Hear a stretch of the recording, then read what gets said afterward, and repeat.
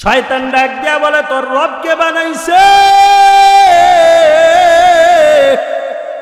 কে তোর রব বানাইছে? এই কথা যখন শয়তান বলবে, শয়তান এই কথা বলার পরে বান্দা তো আটকে যাবে, আরে বান্দা তো বেঈমান হয়ে যাবে। কারণ শয়তান পড়াইছে, আরে লাইট বানাইছে আর বানানেওয়ালা আছে, মাইক বানাইছে তার বানানেওয়ালা আছে, চেয়ার বানাইছে তারও বানানেওয়ালা আছে। কিন্তু শয়তান প্রশ্ন করেছে, তোর রব কে বানাই, তোর রবকে কে বানাইছে? এখন তো আটকে যাবে। তখন তো সে মনে করবে, আরে সব যদি বানানেওয়ালা থাকে তাহলে আল্লাহকে না বানাইলে তাহলে আল্লাহ কোত্থেকে আসলো? তাহলে তো আল্লাহ নাই। এরকম বিভিন্ন খেয়ালাত বান্দার দিলের ভিতরে আসতে পারে। রসুল ডাক দিয়া বলে, ও উম্মত আমার, তখন আর আগাইবা না। হাত্তা ইয়াকুলা মান খালাকা রাব্বাক ফাইদা বালাগাহু ফালিয়াস্তাইদ বিল্লাহি ওয়ালইয়ান্তা। পয়গম্বর বলেন, অবস্থা যখন এই পর্যায়ে চলে যাবে, অবস্থা যখন এই পর্যায়ে চলে যাবে, তখন খবরদার, তখন আর দেরি করবা না, আর দেরি করবা না। ফালিয়াস্তাইদ বিল্লাহ, সে যেন কি করি, সে যেন আল্লাহর আশ্রয় চায়, সে যেন ওই জায়গায় থেমে যায়, আর যেন তার জবান না চালায়, আর যেন সে সামনে না বাড়ে। যদি সামনে বাড়ে, ও বান্দা, শয়তান তার মিশন হলো তোর ঈমান নষ্ট করবে, তোর ঈমান নষ্ট করবে, তোকে জাহান্নামী বানাবে। এজন্য বান্দা, শয়তানের যত চক্রান্ত আছে সমস্ত চক্রান্ত থেকে বাঁচতে হবে। নিজেকে একজন আদর্শ আল্লাহওয়ালা বান্দা বানাইতে হবে। রাজি আছি তো ইনশাআল্লাহ? আলাইহি ওয়া আলা আলিহি ওয়া আসহাবিহি وعلى آله وأصحابه الأخيار الأبرار।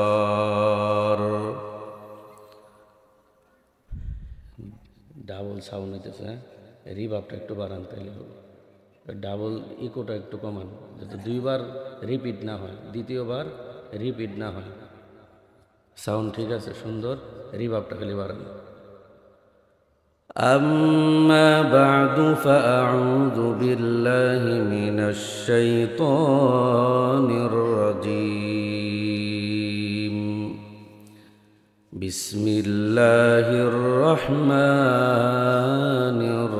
الرحيم. ألم أعهد إليكم يا بني آدم ألا تعبدوا الشيطان إنه لكم عدو مبين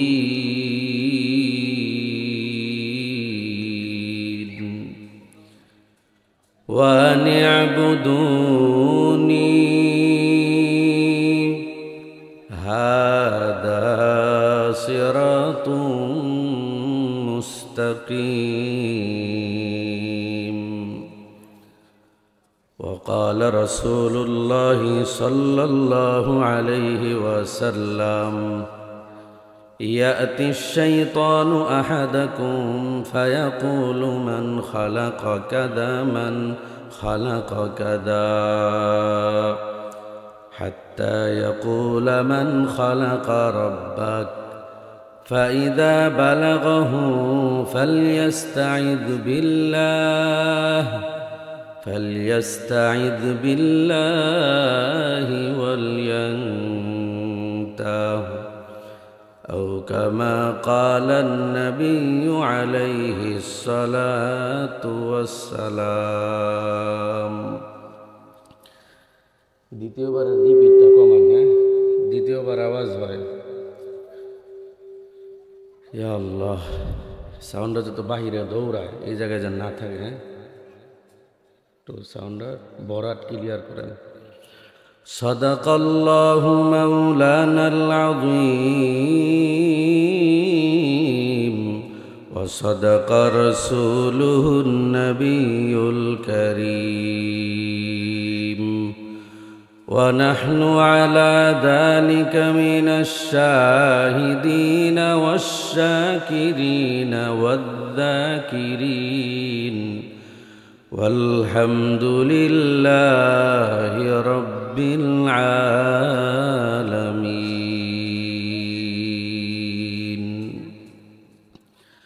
اللهم صل على محمد النبي الأمي وعلى آله وسلم تسليما.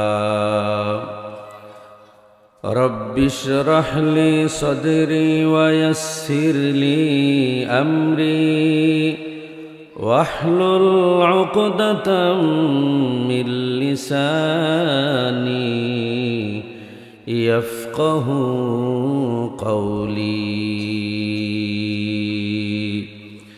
رب زدني علما رب يسر ولا تعسر وتمم علينا بالخير.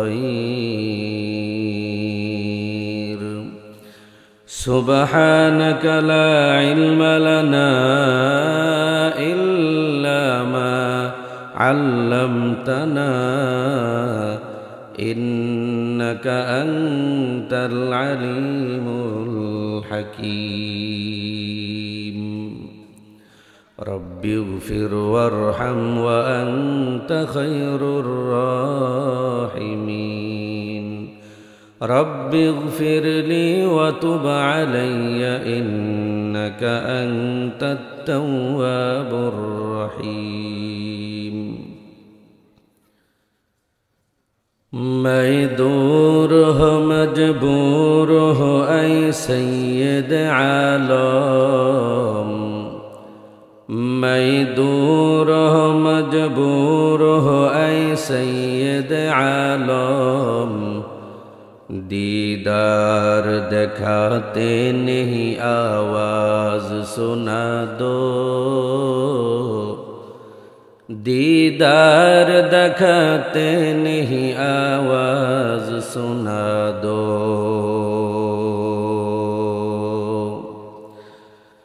मैं सूरत यूसुफ को नहीं चाहने वाला, मैं सूरत यूसुफ को नहीं चाहने वाला, मैं क़ैस के मानंद नहीं आशिक़ लैला, मैं क़ैस के मानंद नहीं आशिक़ लैला।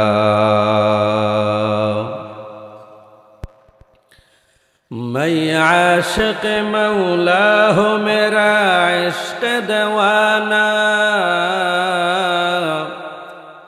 मैं आशिक़ मौला हूँ मेरा इश्क़ दवाना,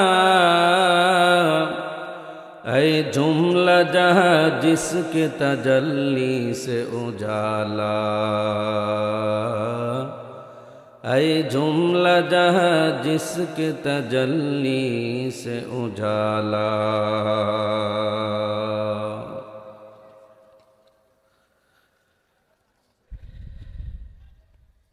এই সাউন্ডে আরেকটু বাড়ান, হ্যাঁ, যে দৌড়ায় এই জায়গায় জমে আছে।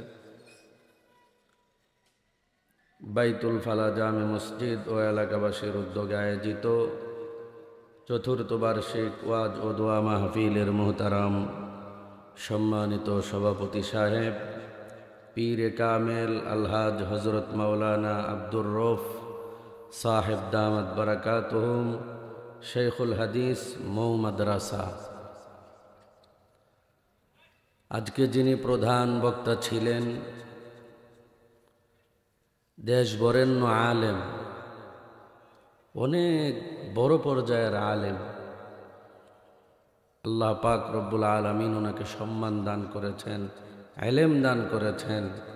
মিরপুরে বাইতুস সালাম হজরতের মাদ্রাসা মসজিদ বিশাল আকার। আল্লামা মুফতি সাইফুজ্জামান দামাত বারাকাতুহুম, আরিফ বিল্লাহ হজরত শাহ আব্দুল মতিন বিন হুসাইন দামাত বারাকাতুহুম হজরতের খলিফা। তো হজরত বিশেষ কারণে আসতে পারেন নাই। গত বছরও একই স্টেজে নারায়ণগঞ্জে আলোচনা করেছি, হুজুরও আলোচনা করেছেন, আমিও করেছি। আজ হুজুর আসতে পারেন নাই। আমরা হুজুরের জন্য দোয়া করি, আল্লাহ তাআলা হুজুরকে সুস্থতার সাথে ঈমান ও আমলের সাথে দীর্ঘ নেক হায়াত দান করুন, বলেন আমিন। বিশেষ করে আজ এখানে বসে বিশিষ্ট ওলামায়ে কেরাম, দেশ বরেণ্য ওলামায়ে কেরাম আলোচনা পেশ করেছেন। বিশেষ করে মুফতি নুরুল আমিন তালিমি সাহেব দামাত বারাকাতুহুম মুহতামিম ও শাইখুল হাদিস জামিয়া শাহজাদি বাইতুল কোরআন মাদ্রাসা নারায়ণগঞ্জ আরও আলোচনা পেশ করেছেন। এ এলাকার গৌরব আলহাজ হাফেজ হজরত মাওলানা ওলিউল্লাহ সাহেব দামাত বারাকাতুহুম মুহতামিম জামিয়া মাদানিয়া জামিউল উলুম কাচারি মাদ্রাসা দুর্গাপুর নেত্রকোনা। আরও আলোচনা পেশ করেছেন হজরত মাওলানা মুফতি মুজাম্মিল হক আমিনী সাহেব দামাত বারাকাতুহুম বিবারিয়া। আরও আলোচনা পেশ করেছেন হজরত মাওলানা মুফতি হুমায়ুন কবির সাহেব দামাত বারাকাতুহুম মুহতামিম তেরিবাজার মাদ্রাসা দুর্গাপুর নেত্রকোনা। মুআজ্জাজ মুকাররম হজরত উলামায়ে কেরাম ও দূর দূরান্ত থেকে আগত আল্লাহ পাকের আশিকিন জাকিরিন শুকরগুজার বান্দাগণ, সমবয়সী যুবক বন্ধুগণ, আজিজ তুলাবায়ে আযম ও পর্দার অন্তরালে অবস্থানরতা শ্রদ্ধেয়া সম্মানিতা মা ও বোনেরা, দয়াময় আল্লাহ পাক রব্বুল আলামিনের দরবারে অসংখ্য অগণিত শুকুর ও সুজুদ যে মহান রব্বুল আলামিন আমাদেরকে অত্যন্ত দয়া ও মায়া করে মহাব্বত করে ভালোবেসে এই দিনই মজলিসে আসার বসার কিছু দিনই আলোচনা করবার এবং আপনাদেরকে শ্রবণ করার তৌফিক দান করেছেন। এজন্য জবান খুলে উঁচু আওয়াজে কালিমাতুশ শুকুর আদায়ার্থে বলি আলহামদুলিল্লাহ। ভাই সাউন্ড একটু ভরাট করেন ভাই, বক্সের সাউন্ড কই ভাই, বক্সের সাউন্ড দেন। আমরা তো মেশিন ভালো, সাউন্ড ভরাট করেন, এই ইকো কমান, এই ডাবল আওয়াজ হইতেছে। ই করেন ওই এদের কি বলে রিপিটটা কমান, এটা যেন দ্বিতীয় আওয়াজ না হয়।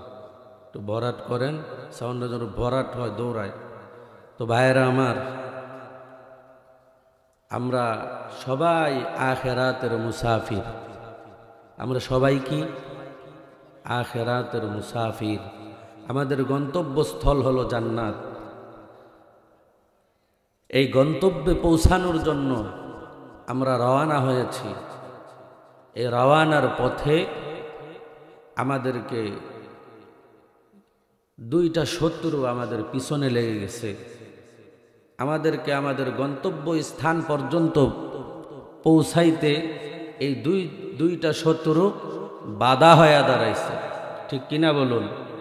একটা শত্রুর নাম কি? একটু মহাব্বতে বলেন। একটা শত্রুর নাম হলো নফস। একটা শত্রুর নাম কি? নফস। এটা ভিতরগত শত্রু। কিসের শত্রু? ভিতরগত শত্রু। আর একটা শত্রুর নাম কি? শয়তান। এই শয়তান কি? শয়তান হলো বহিরাগত শত্রু। এই ভিতরগত শত্রু আর বহিরাগত শত্রু দুইটা আলাদা আলাদা হলেও তাদের ভিতরে খুব একটা বন্ধুত্ব পাওয়া যায়। কিসের ক্ষেত্রে?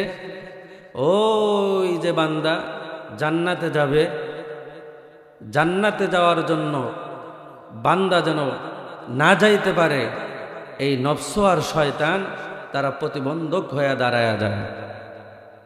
সুতরাং বান্দার জন্য করণীয় হলো এই দুই শত্রুকে প্রশ্রয় না দেয়া।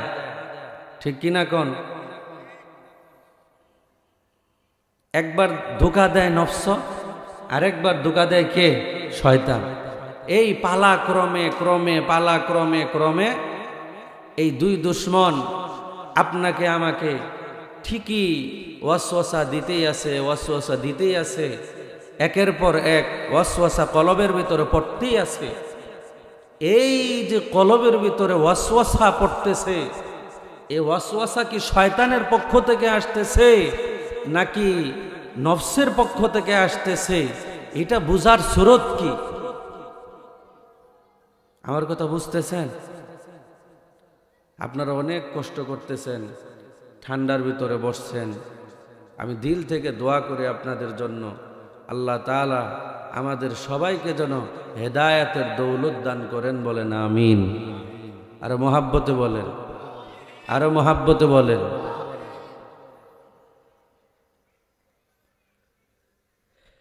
তাহলে বুঝার সুরত কি? যে কলবের ভিতরে যে ওয়াসওয়াসা আসলো, ধোঁকা আসলো, এটা কি শয়তানের পক্ষ থেকে আসলো নাকি নফসের পক্ষ থেকে আসলো?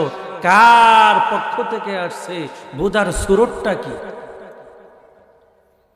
কয় বুঝার সুরত আছে। কি সুরত? কয় বান্দার কলবের ভিতরে যখন ওয়াসওয়াসা তৈরি হয়ে যাবে, বান্দার কলবের ভিতরে যখন কুমন্ত্রণা তৈরি হয়ে যাবে, কুমন্ত্রণা আসবে, ওয়াসওয়াসা আসতে থাকবে, বান্দা সাথে সাথে পড়তে থাকবে আউযু বিল্লাহি মিনাশ শাইতানির রাজীম।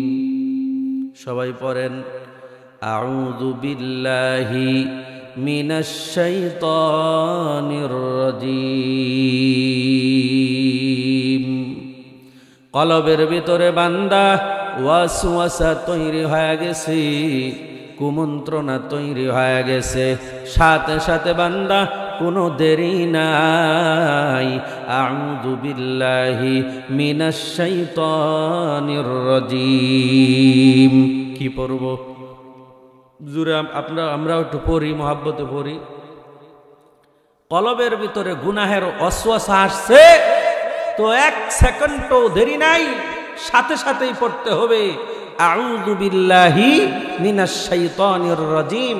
কসম খোদার, যেই বান্দার দিলের ভিতরে গুনাহের প্রবণতা তৈরি হয়ে গেছে, সাথে সাথে বান্দা যদি পড়তে পারে আউযু বিল্লাহি মিনাশ শাইতানির রাজীম, আরেকটা পড়বে লা হাওলা ওয়ালা কুওয়াতা ইল্লা বিল্লাহ। সবাই একটু জবান খুলে বলেন লা হাওলা ওয়ালা কুওয়াতা ইল্লা বিল্লাহ। সবাই পড়েন লা হাওলা ওয়ালা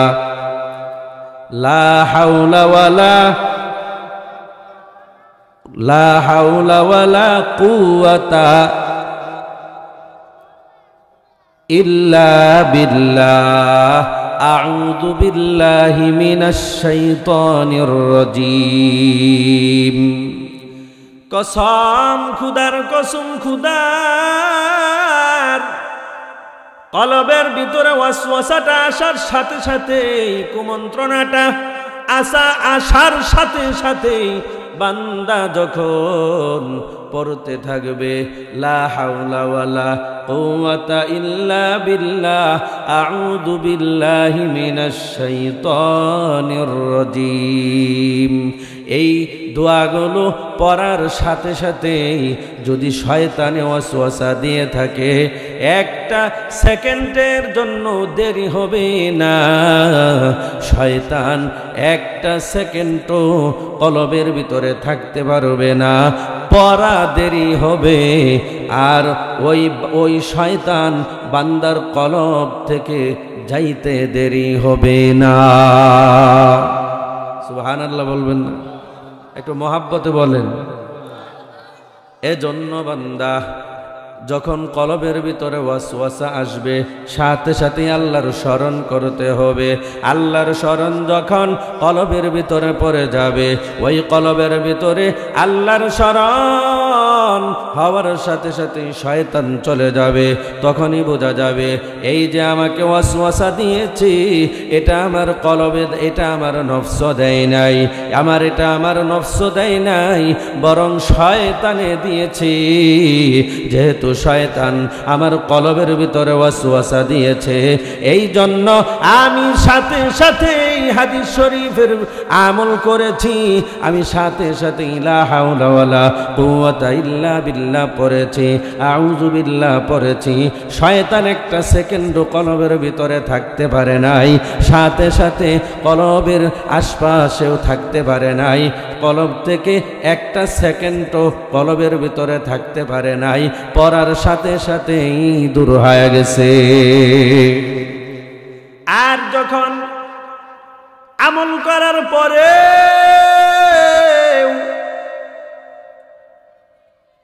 বান্দা আউযু বিল্লাহ পড়েছে, লা হাওলা ওয়ালা কুওয়াতা ইল্লা বিল্লাহ পড়েছে, কিন্তু পড়ার পরেও যখন কলবের ওয়াসওয়াসা দূর হবে না, তখন বান্দার বুঝতে হবে এটা শয়তানের পক্ষ থেকে। এই ওয়াসওয়াসা শয়তানের পক্ষ থেকে না, বরং এটা নফসের পক্ষ থেকে ওয়াসওয়াসা। ঠিক কিনা বলুন?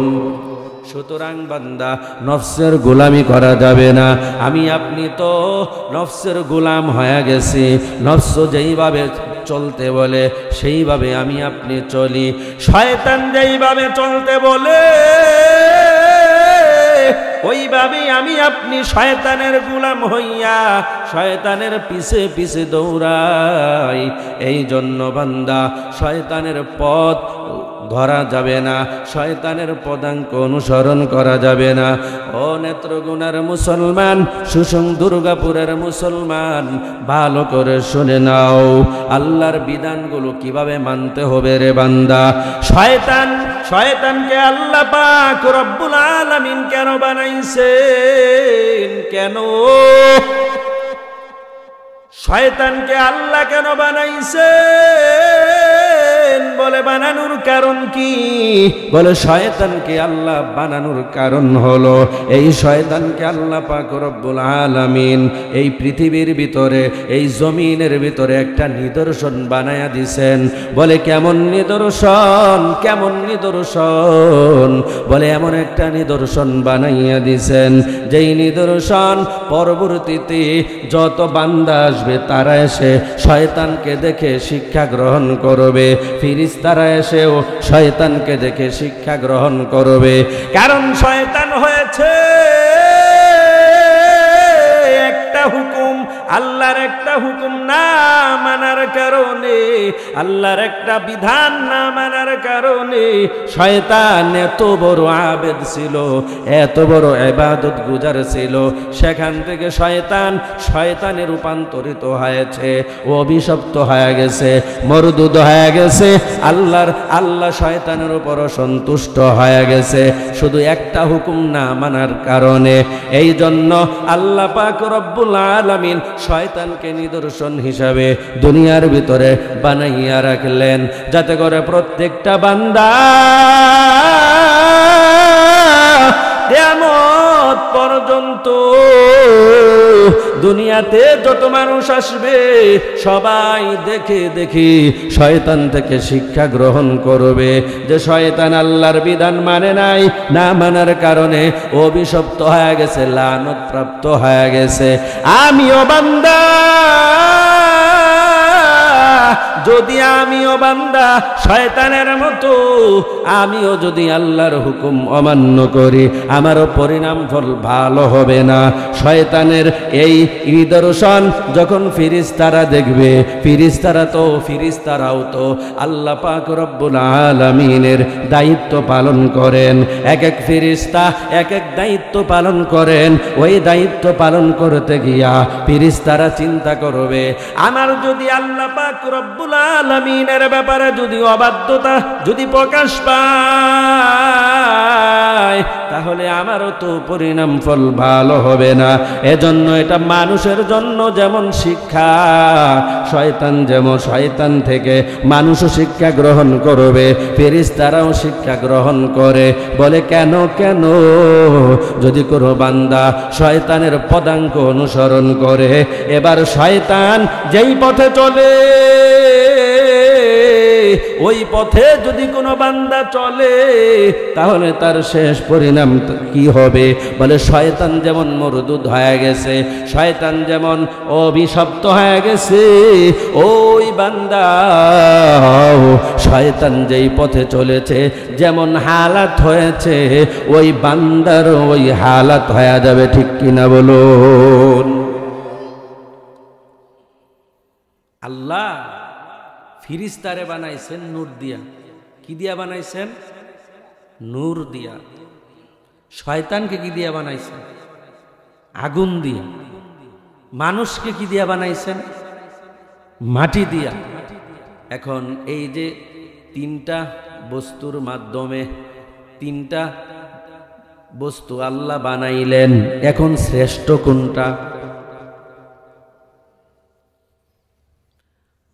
বলে এই বস্তুর মাধ্যমে একটা আরেকটাকে শ্রেষ্ঠত্ব দেওয়া সম্ভব না। বলে শ্রেষ্ঠত্ব সেই ব্যক্তি পাবে, শ্রেষ্ঠত্বর মাপকাঠি হলো তাকওয়া। শ্রেষ্ঠত্বর মাপকাঠি কি? তাকওয়া। ইয়া আইয়ুহান নাস ইন্না খালাকনাকুম মিন যাকারিন ওয়া উনসা ওয়াজআলনাকুম শুউবা ওয়া ক্বাবাইলা লিতাআরাফু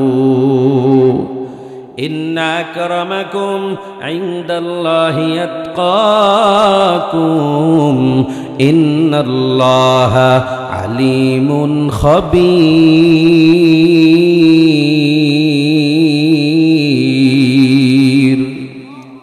তো মোহাব্বতে বলেন গারো করো আখা নিশবরুজ আই হাবিবি আহর গিলমা তুরবাশদ নসিব তালিয়ে কোরআ পসন্দে পেশে খুদা হোর গিলমালা জারম বাহর শফদা বলও হে আউয়াল আলিফ বাতা নখানি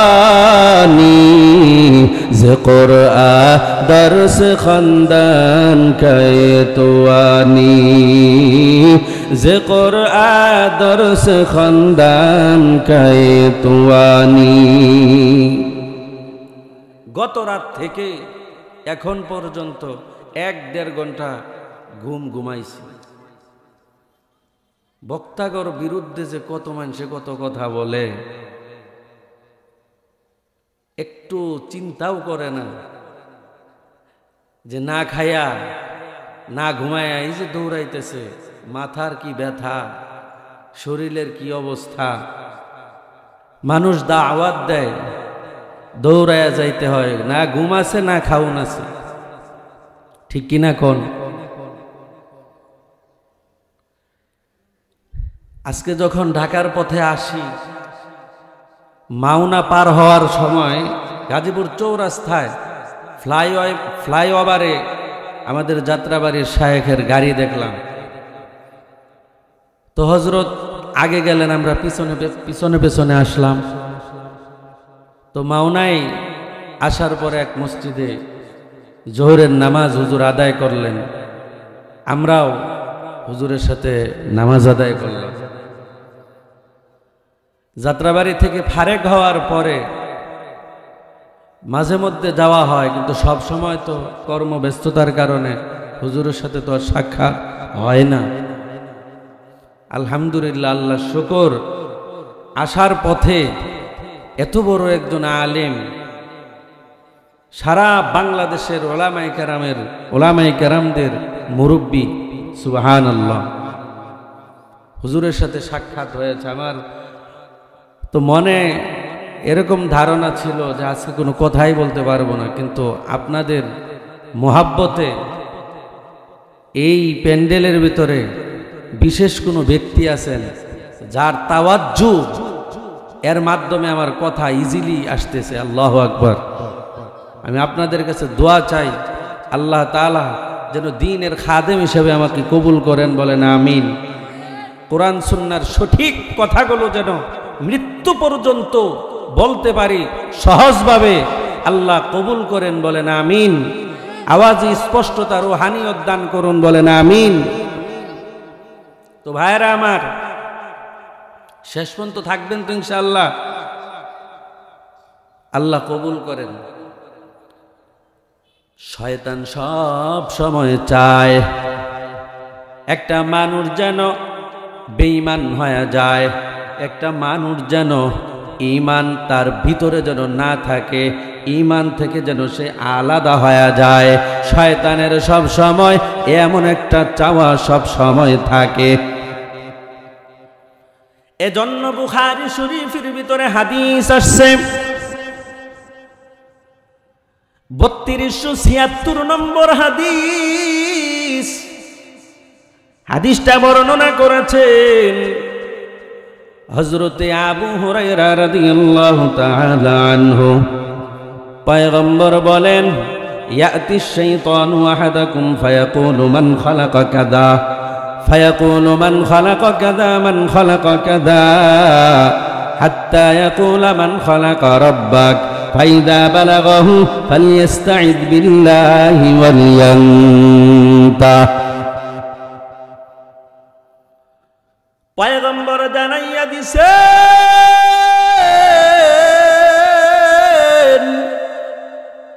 ও আমার উম্মতের দল, ভালো করে শুনো, ভালো করে শুনে নাও। তোমাদের কারো কাছে শয়তান চলে আসতে পারে।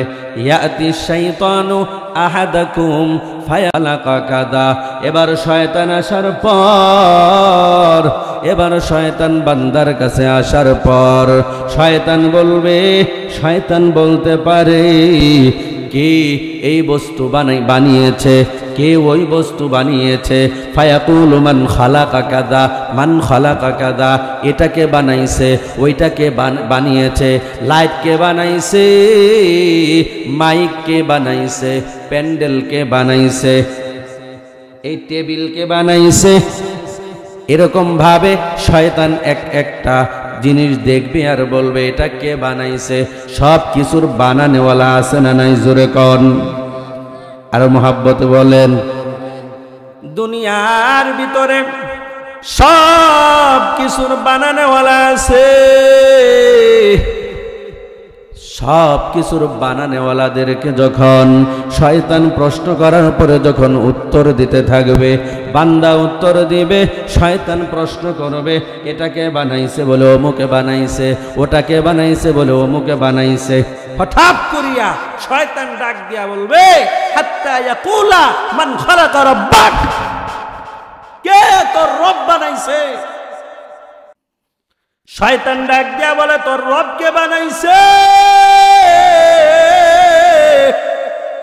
কে তোর রব বানাইছে? এই কথা যখন শয়তান বলবে, শয়তান এই কথা বলার পরে বান্দা তো আটকে যাবে, আরে বান্দা তো বেঈমান হয়ে যাবে। কারণ শয়তান পড়াইছে, আরে লাইট বানাইছে, আর বানানেওয়ালা আছে, মাইক বানাইছে, তার বানানেওয়ালা আছে, চেয়ার বানাইছে, তারও বানানেওয়ালা আছে। কিন্তু শয়তান প্রশ্ন করেছে, তোর রব কে বানাই, তোর রবকে কে বানাইছে? এখন তো আটকে যাবে। তখন তো সে মনে করবে, আরে সব যদি বানানেওয়ালা থাকে তাহলে আল্লাহকে না বানাইলে তাহলে আল্লাহ কোত্থেকে আসলো? তাহলে তো আল্লাহ নাই। এরকম বিভিন্ন খেয়ালাত বান্দার দিলের ভিতরে আসতে পারে। রসুল ডাক দিয়া বলে, ও উম্মত আমার, তখন আর আগাইবা না। حتى يقول من خلق ربك فإذا بلغه فليستعذ بالله ولينتهي পয়গম্বর বলেন অবস্থা যখন এই পর্যায়ে চলে যাবে, অবস্থা যখন এই পর্যায়ে চলে যাবে তখন খবরদার, তখন আর দেরি করবা না, আর দেরি করবা না। ফালিয়াস্তাইদ বিল্লাহ, সে যেন কি করি, সে যেন আল্লাহর আশ্রয় চায়, সে যেন ওই জায়গায় থেমে যায়, আর যেন তার জবান না চালায়, আর যেন সে সামনে না বাড়ে। যদি সামনে বাড়ে, ও বান্দা, শয়তান তার মিশন হলো তোর ঈমান নষ্ট করবে, তোর ঈমান নষ্ট করবে, তোকে জাহান্নামী বানাবে। এজন্য বান্দা, শয়তানের যত চক্রান্ত আছে সমস্ত চক্রান্ত থেকে বাঁচতে হবে, নিজেকে একজন আদর্শ আল্লাহওয়ালা বান্দা বানাইতে হবে। রাজি আছি তো ইনশাআল্লাহ? আল্লাহ কবুল করুন। আল্লাহর নবীর একজন সাহাবী, নবীর একজন সাহাবী উবাইদা ইবনুল জাররাহ রাদিয়াল্লাহু তাআলা আনহু সাহাবায়ে কেরামদেরকে নিয়া যুদ্ধরত কাফেরদের একটা দুর্গকে অবরোধ করলেন। খুব ভালো করে বুঝবেন। এই কই যাও, উঠেকে বয়ান তো অনেক হয়েছে, মুনাজাত দিয়া দিন, আর একটু চালাবো। ভাইরা আমার, উবাইদা ইবনুল জাররাহ রাদিয়াল্লাহু তাআলা আনহু সাহাবায়ে কেরামদেরকে নিয়া যুদ্ধরত কাফেরদের দুর্গকে অবরোধ করলো, দুর্গ অবরোধ করলো। এই অবরোধ এমনভাবে করেছে, অবরোধ আর শেষ হচ্ছে না, অবরোধ চলতেছে, কিন্তু মুসলমানরাও বিজয়ী হতে পারতেছে না, আবার ওই কাফেরেরাও বিজয়ী হতে পারতেছে না। অবস্থা বড় খারাপ। মুসলমানরা অবিচল একেবারে এই যে বেষ্টনী দিয়ে রেখেছে, অবরোধ করে রেখেছে। মুসলমান তো ভাগার জাতি না, মুসলমান তো জয়ী হওয়ার জাতি, মুসলমান তো নবীর উম্মত। সাহাবায়ে কেরাম একটা কদম পিছপা হন নাই, সাহাবায়ে কেরাম অবরোধ করেই রাখলেন। কিন্তু বেঈমানের দল, কাফের বেঈমানের দল চিন্তা করলো, আরে মুসলমানরা এতদিন হয়ে গেল আমাদের দুর্গ তারা ছাড়তেছে না, আর আমরাও বিজয়ী হতে পারতেছি না। এত কঠিন অবরোধ মুসলমানরা করেছে। এবার কাফেরেরা একটা চক্রান্তের একটা নীল নকশা তৈরি করলো। বলে কি চক্রান্তের কি নীল নকশা তৈরি করলো? এবার তারা খুব চিন্তা ফিকির করলো কাফেরেরা, তারা সবাইকে একত্রিত করলো, তাদের দলবল সবাইকে একত্রিত করিয়া বলল, মুসলমানদেরকে আমরা পরাজিত করার মতো এমনও আমাদের কাজ আছে, যেই কাজগুলো আমরা যদি ভালোভাবে করতে পারি তাহলে মুসলমানরা আমাদের সাথে কখনোই বিজয় অর্জন করতে পারবে না। বলে তাহলে কি করা যায়? বলে তাহলে এমন একটা কাজ আছে, ওই কাজ যদি আমরা করতে পারি তাহলে আমরা বিজয় অর্জন করতে পারবো। বলে কাজটা কি? ওই যে দুর্গ, ওই দুর্গের গেট যেখান থেকে শুরু হয়েছে, এই গেট থেকে আরেক প্রান্ত, এই গেট থেকে বিশাল একটা বাজার শুরু হয়ে গেছে, বিশাল বড় বাজার। ওই দুর্গের ভিতরে বাজার, বাজারের এক প্রান্তে ওই দুর্গের গেট, আরেক প্রান্তে হলো শাহী মহল। বাজারের এক প্রান্তে দুর্গের গেট, আরেক প্রান্তে শাহী মহল। এবার মুসলমানদেরকে দাওয়াত করলো। আরে মুসলমানের পরিচয় তো আমরা জানি না, মুসলমানকে, আরে মুসলমানের চরিত্র কি, আরে মুসলমান তো আমরা নামে মুসলমান, অথচ মুসলমানের পরিচয় জানি না। আরে মুসলমানকে পরিচয় নাও, ও দুর্গাপুরের মুসলমান, মুসলমানের পরিচয় নাও। আরে মুসলমান কেমন মুসলমান হতে হয়? এবার কাফির বেঈমানেরা তারা ষড়যন্ত্রের নীল নকশা তৈরি করেছে। এবার তারা তাদের পরিকল্পনা সবাইকে শোনাচ্ছে, তাদের ভিতরে সবাইকে জানাইয়া দিল যে তা আমরা মুসলমানদের দিকে যেই যুদ্ধের অস্ত্র যে আমরা তাক করেছিলাম, ওই অস্ত্র আমরা নামাইয়া নিলাম, আর আমাদের দুর্গের ভিতরে মুসলমানদেরকে আসার জন্য দাওয়াত দিব। মুসলমানদেরকে আমরা আমাদের বাজারকে অতিক্রম করিয়া আমাদের শাহী মহল পর্যন্ত, শাহী মহলে আমরা তাদেরকে আসার জন্য দাওয়াত করব। এদিক দিয়া আমরা এমন একটা ষড়যন্ত্র করব যে ষড়যন্ত্রের মাধ্যমে মুসলমানরা বেঈমান হয়ে যাবে, মুসলমানরা তারা তাদের ধর্ম অনুযায়ী গুনাহের ভিতরে লিপ্ত হয়ে যাবে, আর আমরা পিছন দিক থেকে এমনভাবে আক্রমণ করব, আক্রমণ করিয়া আমরা মুসলমানদের উপর বিজয় হয়ে যাব। পারবনি, মুসলমানদের সাথে পারা সম্ভব না, এর প্রমাণ নেন। এবার তারা কি ষড়যন্ত্র করলো?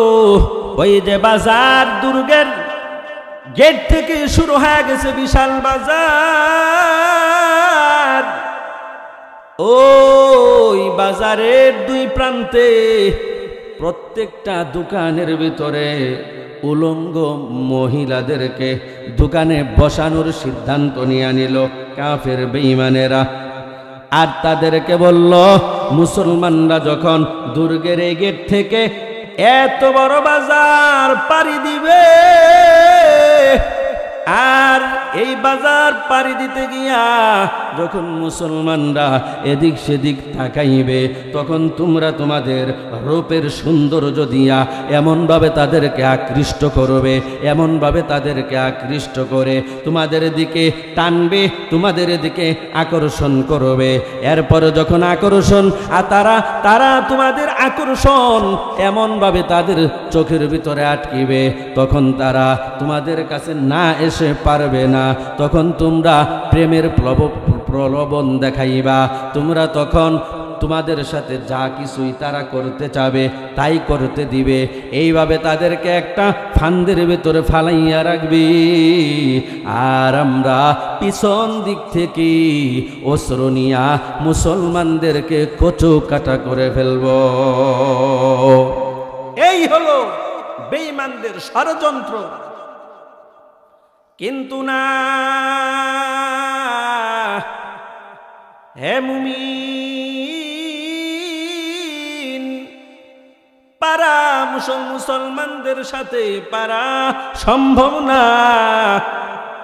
এবার উবাইদুল্লাহ, আবু উবাইদা ইবনুল জাররাহ রাদিয়াল্লাহু তাআলা আনহুর কাছে যখন এই সংবাদটা পৌঁছলো যে তারা তাদের যুদ্ধের অস্ত্র নামাইয়া ফেলছে, আর তাদের দুর্গের ভিতরে ঢুকতে দিবে, তাদের শাহী মহলের ভিতরে যাইতে দিবে, এই কথা যখন উবাইদা ইবনুল জাররাহ রাদিয়াল্লাহু তাআলা আনহু যখন জানতে পারলো, জানার সাথে সাথে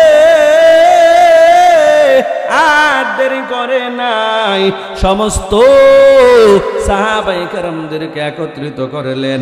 একত্রিত করার পর ডাক দিয়া বলে, ও ভাই, আমার তো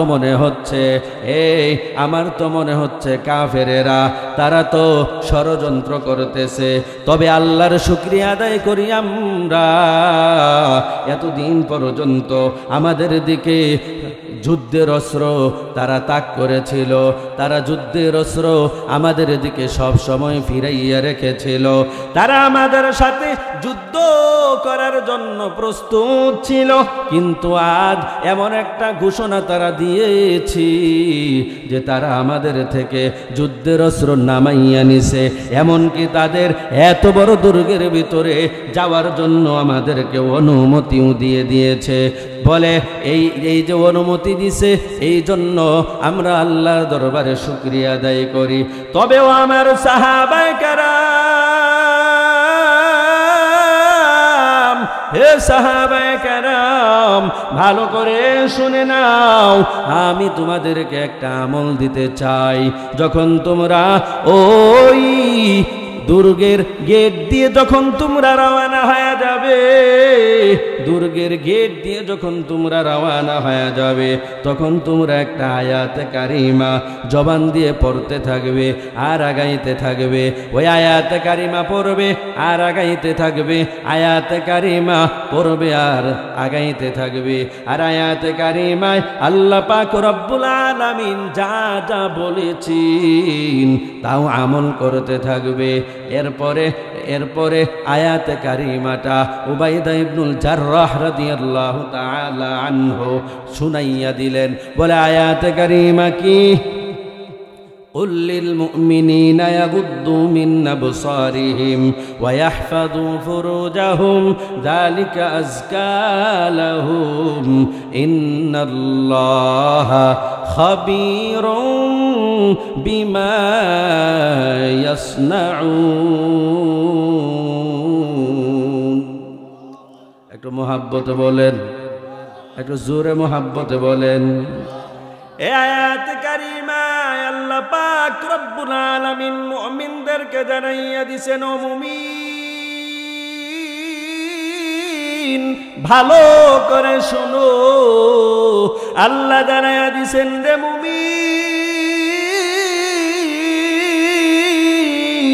চলার পথে তুমি নারী হও। এরপরের আয়াতে নারীর কথা বলেছেন, পুরুষের কথাও বলেছেন। আল্লাহ জানাইয়া দিছেন তোমরা তোমাদের দৃষ্টিকে কি করো? অবনত করো। হে বান্দা, তোমরা তোমাদের লজ্জাস্থানের হেফাজত করো। পুরুষও যেমন করবে, নারীও তেমন করবে। আল্লাহ বলেন যালিকা আজকা লাকুম, বলে আর ভিতরেই তোমাদের পবিত্রতা। আজকা এটা ইসমে তাফদিল চূড়ান্ত পর্যায়ের বোঝানোর জন্য ইসমে তাফদিল ব্যবহার করা হয়। উলামায়ে কেরাম জানেন, বুঝেন। ভাইয়েরা আমার, আল্লাহ জানাইয়া দিছেন ও বান্দা চোখের হেফাজত কর, লজ্জাস্থানের হেফাজত কর। এটাই হলো তোদের জন্য চূড়ান্ত পর্যায়ের পবিত্রতা। দুঃখ রে বান্দা, দুঃখ। এখন আমরা মোবাইলের গুনার ভিতরে এমনভাবে ঝাঁপাইয়া পড়লাম, চোখের হেফাজত করতে পারি না। আল্লাহর কাছে দোয়া করি, আল্লাহ তুমি কুদরতিভাবে আমাদের চোখের হেফাজত করার তৌফিক দান করুন, বলেন আমিন। তাহলে উবাইদা ইবনুল জাররাহ রাদিয়াল্লাহু তাআলা আনহু জানাইয়া দিলেন, দুর্গের পার থেকে ওই পার যখন যাবে,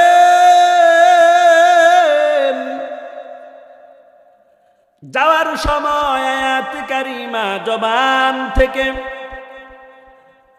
পড়তে থাকবেন, জবানের মাধ্যমে পড়তে থাকবেন। আর আয়াত কারিমায় কি বলেছেন সেটা আমল করবেন। এবার সাহাবায়ে কেরাম, ও নেত্রকোনার মুসলমান, দুর্গাপুরের মুসলমান, ও পর্দার অন্তরালের মা, ও যুবক ভাই, ও বৃদ্ধ বাবাজিরা, ভালো করে শুনে নেন। মুসলমানকে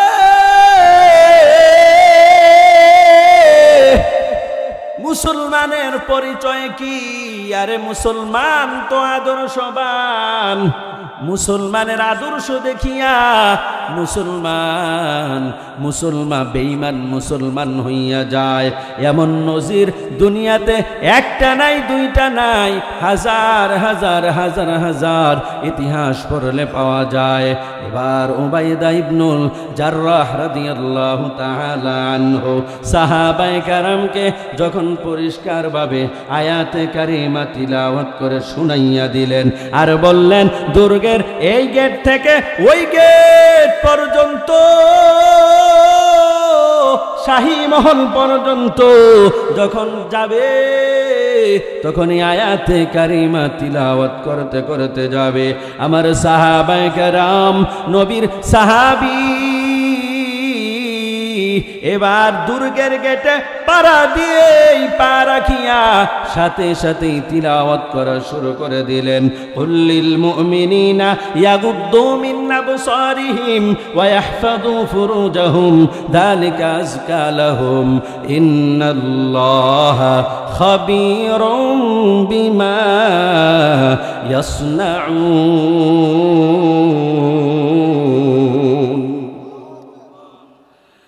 সাহাবায়ে কেরাম দুর্গ পা রেখে, দুর্গের গেটে পা রেখে আয়াত কারিমা তিলাওয়াত করে আর আগায়।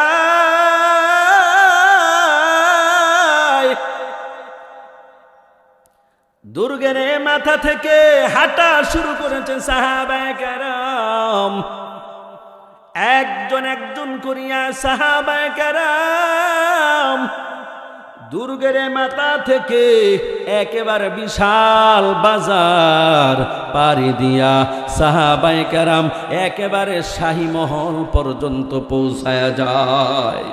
আল্লাহু আকবার বলেন, আরে মোহাব্বত বলেন।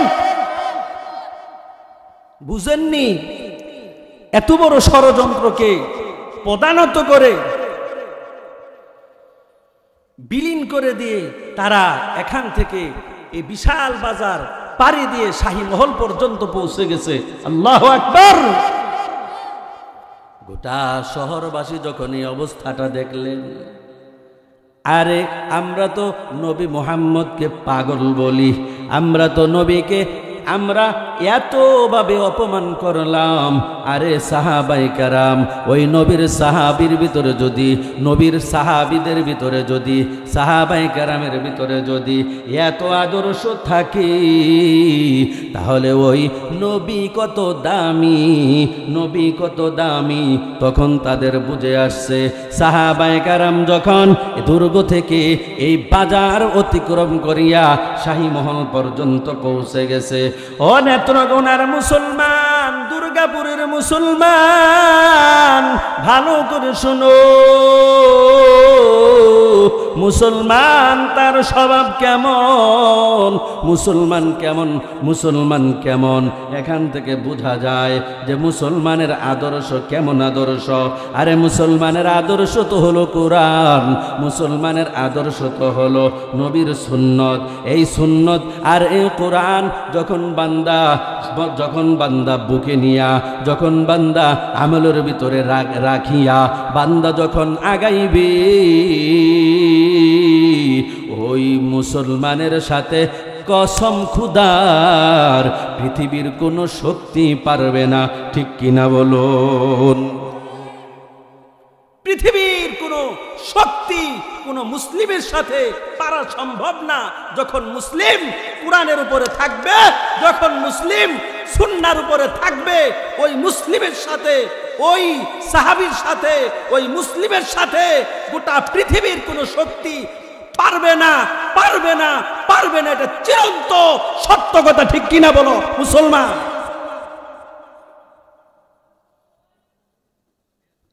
বেঈমানের গোষ্ঠী যখন তাকাইয়া দেখছে,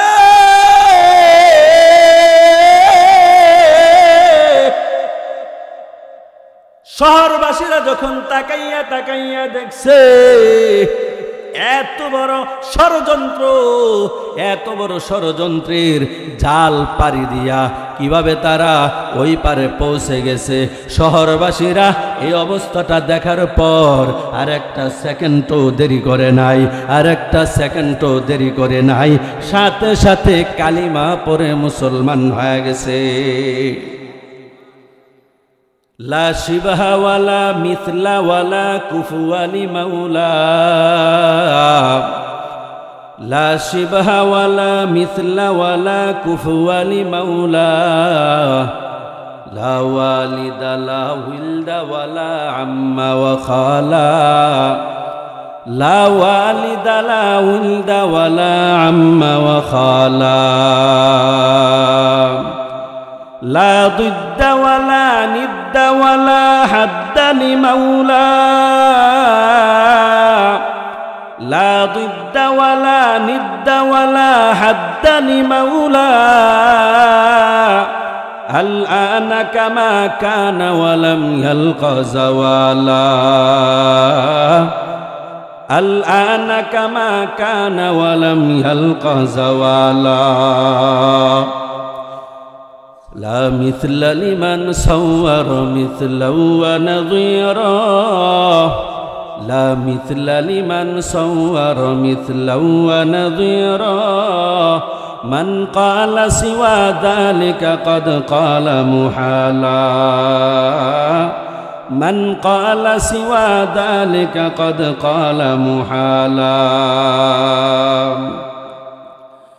رب أحد خالق خلق وقديم رب أحد خالق خلق وقديم ذاتا وصفاتا فله العز كمالا ذاتا وصفاتا فله العز كمالا حي ومريد وسميع وبصير حي ومريد وسميع وبصير والقادر قيوم هو الله تعالى والقادر قيوم هو الله تعالى আল্লাহ কালামে হাকিমের ভিতরে জানাইয়া দিলেন আলাম্মা আহাদে ইলাইকুম ইয়া বানি আদম আল্লা তা'বুদুশ শাইতান ইন্নাহু লাকুম আদুউম মুবিন ওয়া নি'বুদুনি হাদা সিরাতুম মুস্তাকিম আল্লাহ বান্দাদেরকে ডাক দিয়া বলেন হে আদম সন্তানের দল আমি কি তোদেরকে নির্দেশ করি নাই আমি কি তোদেরকে নির্দেশ দেই নাই যে খবরদার শয়তানের ইবাদত করবি না শয়তানের পথে চলবি না শয়তানের আদর্শ গ্রহণ করবি না কেন কেন আল্লাহ বলেন কেন শয়তানের আদর্শ গ্রহণ করবি না শয়তানের ইবাদত কেন করবি না আল্লাহ জানাইয়া দিলেন বলে শয়তান হলো তোর জন্য বড় মারাত্মক শত্রু তোর জন্য মারাত্মক শত্রু শয়তানের ইবাদত করবি না তো কার ইবাদত করবি আল্লাহ বলেন আনি আবুদুনি ও বান্দা ও দুর্গাপুরের মুসলমান আল্লাহ বলেন ও দুর্গাপুরের মুসলমান শয়তানের ইবাদত করবি না তো কার ইবাদত করবি আল্লাহ বলেন আনি'বুদুনি তোরা আমার ইবাদত কর আল্লাহ বলেন হাদা সিরাতুম মুস্তাকিম আল্লাহ বলেন আমি আল্লাহর ইবাদত করবি এটাই হলো সরল সঠিক পথ এটা কোনো বাঁকা পথ না এটা এমন একটা সরল পথ যে পথ দিয়ে তুই হাঁটবি যে পথ দিয়ে তুই যাইতে থাকবি চলতে থাকবি চলতে চলতে বান্দা তোর সামনে আমি আল্লাহ জান্নাত রেডি করে রাখবো সুবহানাল্লাহ বলেন আর মোহাব্বত বলেন ভাইরা আমার আল্লাহ অন্য আয়াত কারীমের ভিতরে জানাইয়া দেন ও মুমিন ইন্নাহু আদুউম মুদিল্লুম মুবিন আয়াতে আল্লাহ পাক রব্বুল আলামিন বলেন শয়তান কিন্তু তোর শত্রু, শয়তান কিন্তু তোর শত্রু। অন্য আয়াতে আল্লাহ পাক রব্বুল আলামিন বলেন ওয়ালা ইয়াগুররান্নাকুম বিল্লাহিল গারুর।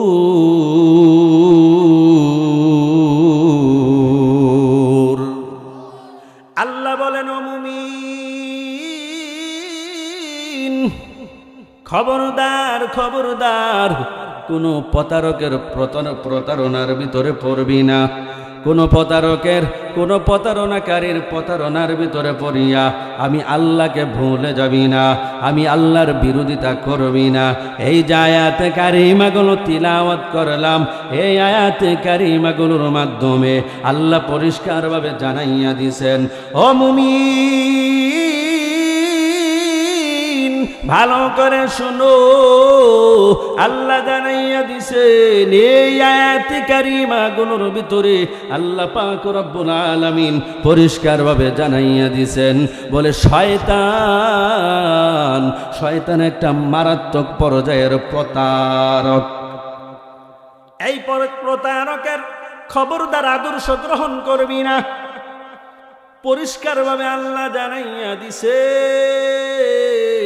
হাদিস শরীফের ভিতরে আসছে ও বান্দা, হাদিস শরীফের ভিতরে আসছে হে নেত্রকোনার মুসলমান, দুর্গাপুরের মুসলমান, ভালো করে শুনো কত মারাত্মক কত ভয়ানক অবস্থা, শয়তান কিভাবে মানুষকে ধ্বংসের দিকে ঠেলে দেয়। হাদিস শরীফে পয়গম্বর বলেন যেই বান্দা বলে শয়তান বান্দার কলবের দিকে মুখটা ফিরাইয়া বসে থাকে, এটা একটা মারাত্মক কথা, এটা একটা আমল করার মতো কথা। ও পর্দার অন্তরালের মা, ও আমার যুবক ভাইয়েরা, ও আমার বৃদ্ধ বাবাজিরা, ভালো করে শুনে নেন। শয়তান হাদিস শরীফের ভিতরে আসছে শয়তান মানুষের কলবের দিকে মুখটা ফিরাইয়া ঘুরাইয়া রাখে, তাকাইয়া তাকাইয়া দেখতে থাকে।